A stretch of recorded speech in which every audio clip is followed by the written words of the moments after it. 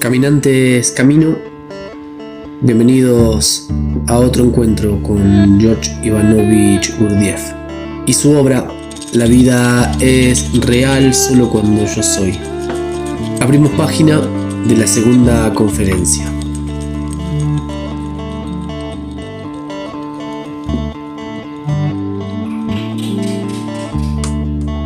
Dictada por mí en el mismo lugar, ante un auditorio mucho más grande.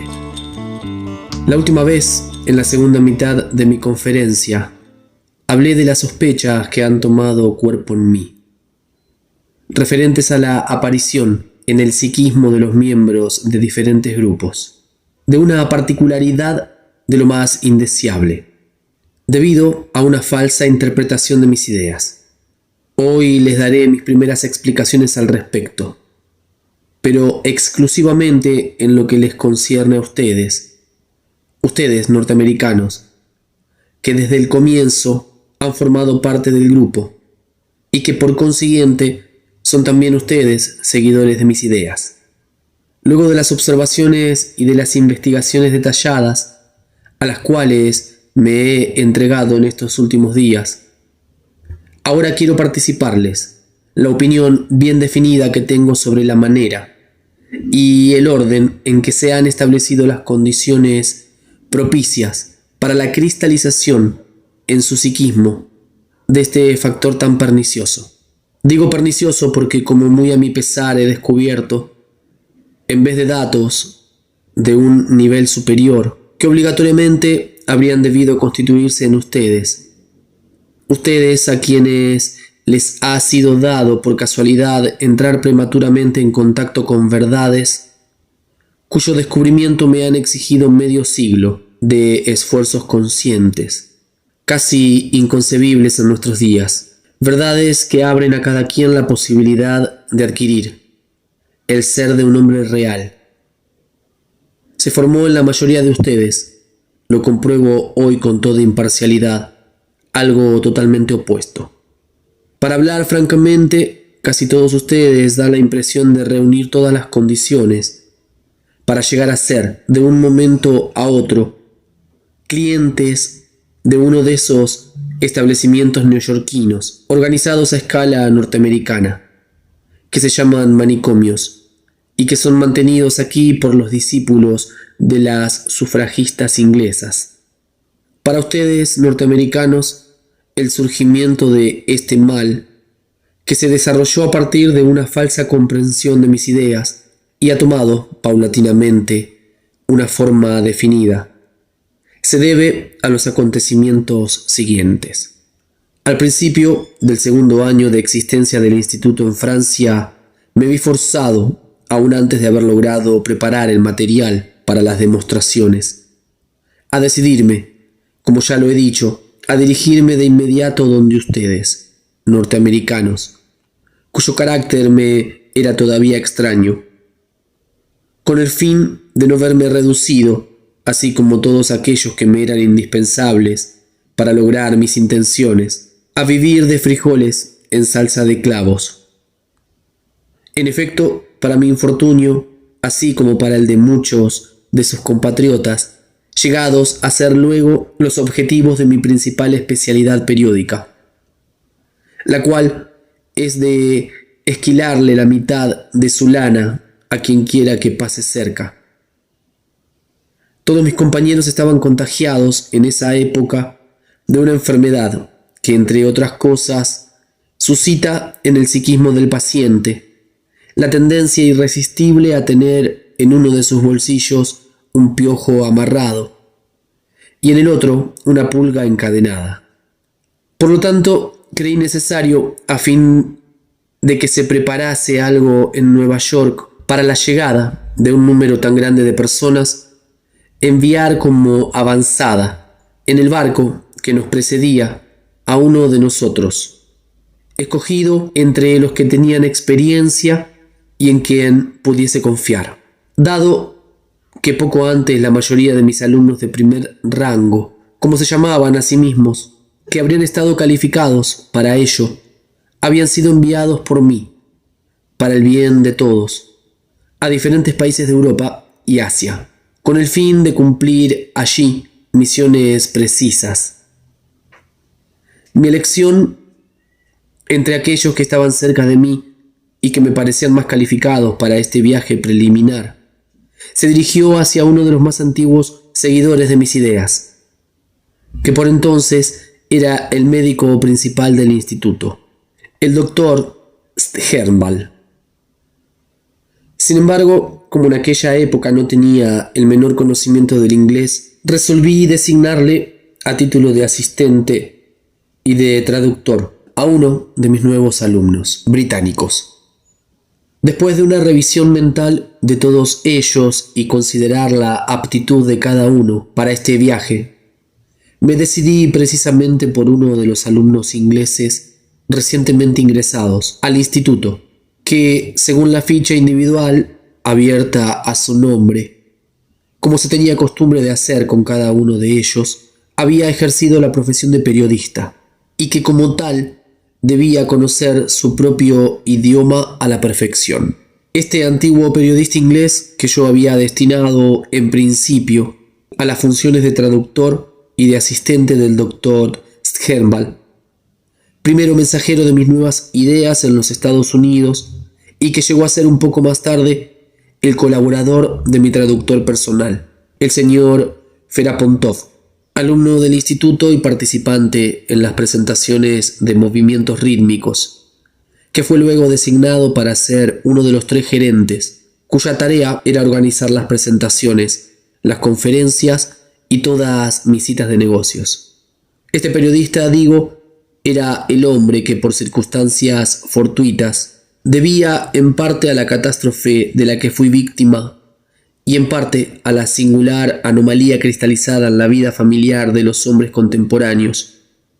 especialmente entre ustedes, norteamericanos, y según la cual la dirección del trabajo del hogar recae sobre la mujer, ha llegado a ser luego su guía principal. Hablo, como seguramente deben haberlo adivinado, del señor Orage. He aquí el orden en que se desarrollaron los acontecimientos que siguieron, acarreando los tristes resultados de los que me dispongo a hablarles. Hacia el final de mi primera estadía en Norteamérica, después de haber llevado a cabo de manera más bien satisfactoria el conjunto de mis planes, estaba listo para volver a Europa, con la intención de regresar 6 meses más tarde para abrir en algunas de sus grandes ciudades una rama permanente del instituto. Un día, poco antes de mi partida, pensaba en voz alta delante de los que me acompañaban y me preguntaba acerca de quién debía dejar para continuar lo que se había iniciado y preparar el terreno para mi próximo regreso. El señor Orage, que se encontraba también allí, repentinamente ofreció sus servicios y muy excitado declaró estar seguro de su aptitud para cumplirlo brillantemente. Estimé que él se adecuaba por completo para llevar a cabo la preparación necesaria, debido ante todo a su probado conocimiento del idioma inglés, de lo que me había podido convencer en Nueva York, y también a su buena prestancia, lo que, como es fácil de comprender, desempeña un papel importante en todas las relaciones de negocios, especialmente entre ustedes, norteamericanos. Acepté su oferta y comencé de inmediato a explicarle ciertos detalles relativos a la preparación. Como me enteré más tarde, la causa real de su oferta y de su entusiasmo era que durante nuestra estadía en Nueva York había comenzado un idilio, que en ese momento estaba en su apogeo, con una vendedora de aquella librería que lleva el nombre tan original de Samwise Stern, donde yo acostumbraba a organizar desde el principio y para un reducido número de sus compatriotas, reuniones en las cuales contestaba, entre otras cosas, a diferentes preguntas sobre mis ideas. Ahora bien, como ya lo he dicho, al final de la primera semana después de mi regreso a Europa, fui víctima del accidente automovilístico que por más de 3 meses me hizo perder toda memoria y todo poder de reflexión, y me mantuvo en cama por otros 6 meses, en un estado de semiconciencia en el que solo controlaba a medias las dos facultades fundamentales en las que reposa la responsabilidad del hombre y que condicionan su individualidad. Todo esto produjo el desencadenamiento de una gran crisis en mis negocios, crisis que tomó poco a poco tales proporciones que hacían temer la catástrofe definitiva. Y fue entonces cuando desde mi lecho, a pesar de una gran debilidad física, justo al principio de este segundo período de evolución de mi salud, al darme perfecta cuenta, durante mis momentos de lucidez, de la situación que había creado, comencé a dar órdenes y a tomar toda clase de medidas para la liquidación acelerada de todo lo que se relacionaba al instituto, el cual, en ausencia de un hombre de negocios entre las personas que me rodeaban, producía constantemente enormes gastos sin garantizar el menor ingreso. Al mismo tiempo me fue necesario inventar toda clase de combinaciones para hacer frente a los innumerables malentendidos que esta liquidación hacía surgir, así como las manifestaciones perniciosas de diversas clases, habituales a ciertos degenerados de los que he hablado. Entretanto, durante el período en que el funcionamiento de mi poder habitual de reflexión comenzaba intermitentemente a restablecerse, permitiéndome comprender claramente lo que había pasado e imaginar diferentes modos para salir de la situación. Uno de los que me rodeaban, que por entonces actuaba como mi ministro de Finanzas, puso a mi conocimiento una enojosa cuestión de dinero, cuya solución superaba mis capacidades, y me dijo que justamente acababa de recibir de Norteamérica esa misma mañana $1000 del señor Orage, agregando que era la tercera vez que recibía igual suma y que siempre llegaba muy oportunamente. Durante los meses que siguieron, como mi estado aún no sufría ningún cambio o casi ninguno,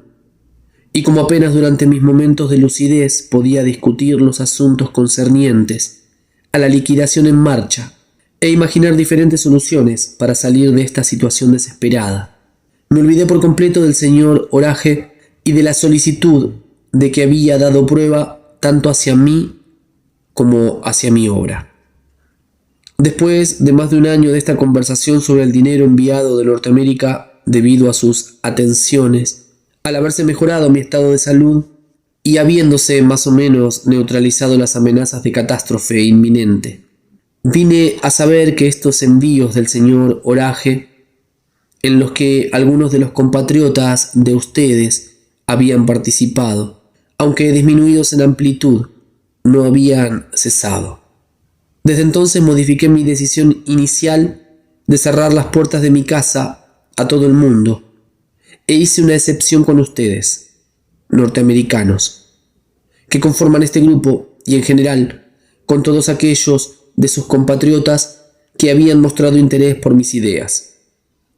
A partir de este momento, no solo mis puertas les estuvieron siempre abiertas, sino que en lo que concierne a algunos de ustedes, cuya verdadera adhesión a mis ideas me había sido garantizada por alguien que ya me había aprobado su lealtad en este aspecto, me esforzaba siempre,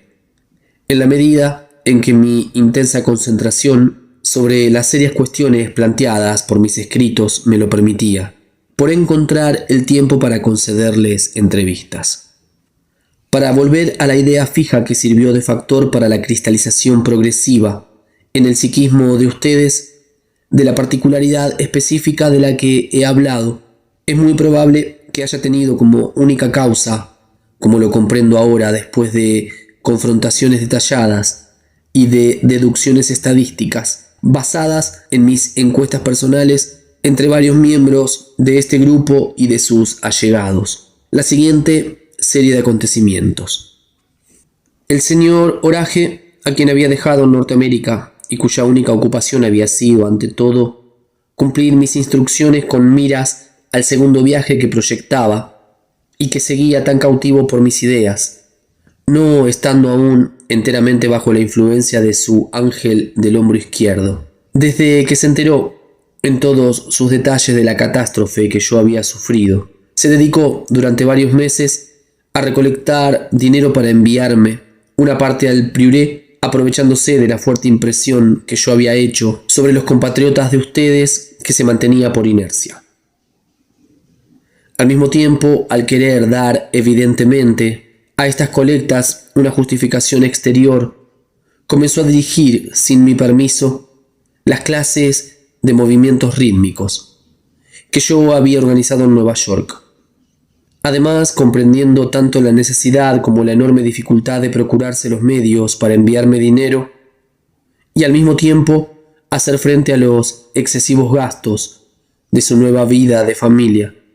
porque su idilio terminó en matrimonio con la vendedora del Sunwise Tam, una joven norteamericana cuyo tren de vida estaba fuera de proporción con su situación. Se puso, a fin de aumentar sus recursos, a organizar charlas, análogas a las que había oído en el instituto, sobre temas que había estudiado mientras estuvo allí. Cuando hubo agotado todo este material, como no recibía de mí nada nuevo, ni aún la menor indicación sobre lo que tenía que hacer al respecto, ni cómo ir más lejos, de buen o mal grado, se vio obligado a continuar, sirviéndose de lo poco que había asimilado durante su estadía en el instituto en calidad de alumno ordinario, y con este saber de lo más limitado, a manipular a lo largo y a lo ancho. Como yo me di cuenta de ello recientemente en el transcurso de mi estadía actual, al interrogar a algunos de sus compañeros, que desde el principio habían formado parte del grupo dirigido por el señor Orage. Este, como un buen malabarista, supo cómo entendérselas con solo los datos preliminares, provenientes de la suma total de informaciones que aclaraban el conjunto de mis ideas, que se referían a la cuestión de la que he hablado en la conferencia precedente, aquella de la observación de sí, es decir, con una ojeada sumaria de informaciones que, si bien son indispensables para comenzar, a quien quiera que intente luchar por conocer la verdad, no dejan de conducir infaliblemente, si llegan a ser el centro de gravedad de su pensamiento, como ya lo he establecido y verificado desde hace mucho tiempo, a este resultado que, muy a pesar de mí, compruebo hoy en casi todos ustedes. La situación que se había creado al comienzo de mi actividad de escritor, debido a la catástrofe que había sufrido, se ha prolongado hasta la fecha. Hoy, después de una interrupción de 7 años de la puesta en práctica progresiva del programa detallado del que ya hablé, y que había llegado a ser la meta y el sentido de mi vida, habiendo finalmente cumplido la parte más difícil y la más esencial de la tarea que durante todos estos años había exigido toda mi atención y esfuerzo incesantes, decidí, mientras terminaba la parte más fácil de esta tarea, consagrarme de nuevo a la realización de mi programa, pero esta vez apoyado en los resultados obtenidos en el transcurso de estos últimos años de labor intensa y continua, concretados bajo la forma de 10 gruesos volúmenes. En otros términos, tengo la intención de dar una pulida definitiva a mis escritos para hacerlos accesibles a la comprensión de cualquier hombre ordinario, y mientras sigo este trabajo en las mismas condiciones de antes, es decir, escribiendo durante mis viajes en diversos cafés, restaurantes y otros lugares públicos, aprovechar mis estadías fortuitas o intencionales en los diferentes centros de civilización contemporánea, satisfaciendo las condiciones requeridas para preparar el terreno con miras a la organización de clubes de los que hablé la última vez. Ahora bien, me encuentro aquí entre ustedes en el momento en que han aparecido condiciones que me dan la posibilidad de emprender la realización de mis planes. Así que he decidido durante mi estadía consagrar todo el tiempo que me permitirá el cumplimiento de mi tarea fundamental a la organización y apertura del primero de estos clubes. La apertura aquí, en Nueva York, con la participación de miembros de este grupo, de esta sección. La primera no solo para Norteamérica, sino para todo el planeta, de todas las secciones del club principal,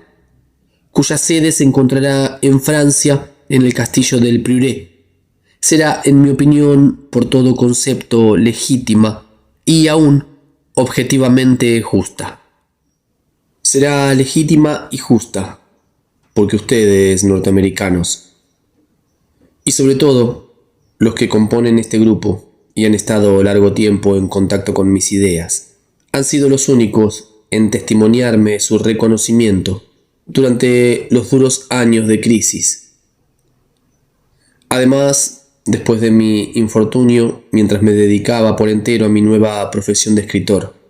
y rompía todo contacto con personas de todo rango y clase que frecuentaba antes en diversos países de Europa, ustedes han sido igualmente los únicos con los que he mantenido relaciones personales, exceptuando, claro está, los mozos y empleados de diversos cafés y restaurantes. Y bien, mis amigos impuestos por el destino, tengo ahora que decirles que a pesar de mi más sincero deseo, ustedes bien lo saben, de organizar con ustedes, aquí mismo, la primera sección de la familia fundamental, de una institución estrechamente ligada a mis ideas. Me doy cuenta, después de haber analizado imparcialmente a plena conciencia todo el pasado y confrontado algunos hechos evidentes, que no puedo cumplir en paz este deseo tan querido por mi naturaleza. Esta contradicción en mi estado interior viene de haber comprendido claramente que algunos de ustedes, ya sea porque siempre han sido así, o debido a diversos malentendidos que en estos últimos años han surgido en la vida interior de su grupo, no corresponden en lo más mínimo a las condiciones que deben ser exigidas en los miembros de esta primera institución,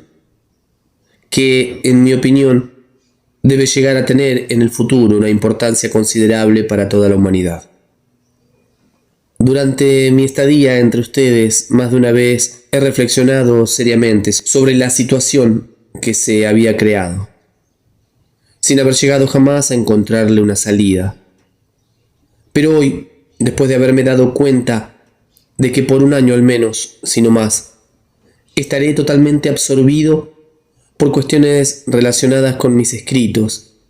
y que por otra parte estaré obligado a volver a Nueva York el próximo año por un asunto que no tiene ninguna relación con ustedes, he tomado la decisión categórica de retardar por un año la fundación de estos clubes y consagrar todo mi tiempo, hasta terminar mi estadía aquí, a reorganizar yo mismo su grupo. Tengo la intención de introducir en él ciertos principios de la vida estrechamente ligados a mis ideas que, cueste lo que cueste, deberán ser puestos en práctica. Estos principios podrán entonces contribuir, en el psiquismo general de algunos de ustedes, a la cristalización acelerada de datos que les permitan, para mi próximo viaje, llegar a ser dignos de ser miembros de la semilla constitutiva de esta primera institución, mientras que en el psiquismo general de los otros favorecerán la cristalización de datos que los lleve a reconocer sinceramente su ineptitud para ser miembros de esta primera institución tipo, de tal manera que al comprenderlo se retiren por sí mismos. En otros términos, he decidido dedicar todo mi tiempo libre primero a establecer yo mismo, en el plazo requerido, las bases necesarias que le permitan a la persona que tengo intención de enviarles el hacerse cargo de todo lo que exigirá, en estrecha concordancia con mis ideas, la estricta realización de los planes fijados, y segundo, a purificar su grupo de los elementos que no solo no pueden sacar de las condiciones existentes ningún provecho para sí mismos, sino que correrían peligro de mostrarse como muy, pero muy dañinos en cuanto a la elaboración y a la puesta en marcha del programa general de este nuevo grupo. La segunda parte de este plan, que consiste en purificar su grupo de estos elementos indeseables, se efectuará por sí misma desde el principio, ya que se pondrá ciertas condiciones bien definidas a todos los miembros, condiciones que no dejarán lugar a ninguna componenda, y las cuales probablemente no todos ustedes podrán suscribir, de manera que algunos abandonarán espontáneamente. Para tener derecho a ser miembro de este nuevo grupo serán puestas por mí, desde los primeros meses de su existencia, 13 condiciones obligatorias, absolutamente necesarias. 7 de ellas serán de carácter objetivo, es decir, que concernirán a todo el grupo y deberán cumplirse por todos, sin excepción. Y las otras 6 serán de carácter subjetivo y concernirán personalmente a algunos de los miembros del antiguo grupo, para quienes habrán sido establecidas. A propósito de estas condiciones subjetivas, es necesario decir que su carácter se desprenderá de las observaciones que ya he hecho, o que me propongo hacer, sea por mí mismo o por conducto de aquellos que las tendrán a su cargo, sobre los rasgos específicos de una subjetividad que se ha constituido en cada uno de ustedes a partir de ciertos datos psíquicos que provienen del tipo y de la herencia, o que ustedes han adquirido durante el período en que eran miembros con iguales derechos en el antiguo grupo. En cuanto al sentido de las 13 condiciones y a los motivos que justifican lógicamente su necesidad, les daré una explicación previa de ellas solo a aquellos que consientan y se comprometan por un juramento especial, cuya forma les voy a dar en parte ahora y en parte más tarde, a cumplir estrictamente la primera de las 7 condiciones objetivas que acabo de mencionar. Habiendo dicho esto, llamé a mi secretario y le dicté el texto siguiente. Yo, el suscrito, tras madura y profunda reflexión, sin estar bajo la influencia de nadie más, sino por mi propia voluntad, prometo bajo juramento no tener, salvo por instrucciones del señor Gurdjieff o de una persona que lo represente oficialmente, ninguna especie de relación hablada o escrita con ninguno de los miembros del antiguo grupo de los adeptos a las ideas del señor Gurdjieff, que existió hasta ahora bajo el nombre de Grupo Orage, y no tener ninguna relación sin permiso especial del señor Gurdjieff o de su delegado con el mismo señor Orage. No tendré relaciones sino con aquellos de los miembros del antiguo grupo cuya lista me será dada durante las reuniones generales del nuevo grupo exotérico. Habiendo leído en voz alta el texto de este compromiso, continué. Aquellos de ustedes que tras maduras y profundas reflexiones, como se dice en el texto que acabo de leer, acepten firmar este papel, deberán hacerlo desde ahora hasta el mediodía de mañana en presencia de mi secretario traductor. En cuanto al día y lugar en que se tendrá la primera reunión general de este nuevo grupo exotérico, todos los que hayan firmado el papel en el plazo fijado serán avisados a tiempo. Final de la lectura de esta segunda conferencia. Gracias por acompañar, por dejarme tu apoyo, por ofrecer tu colaboración, cual sea esté a tu alcance. Suscríbete, compartí el canal.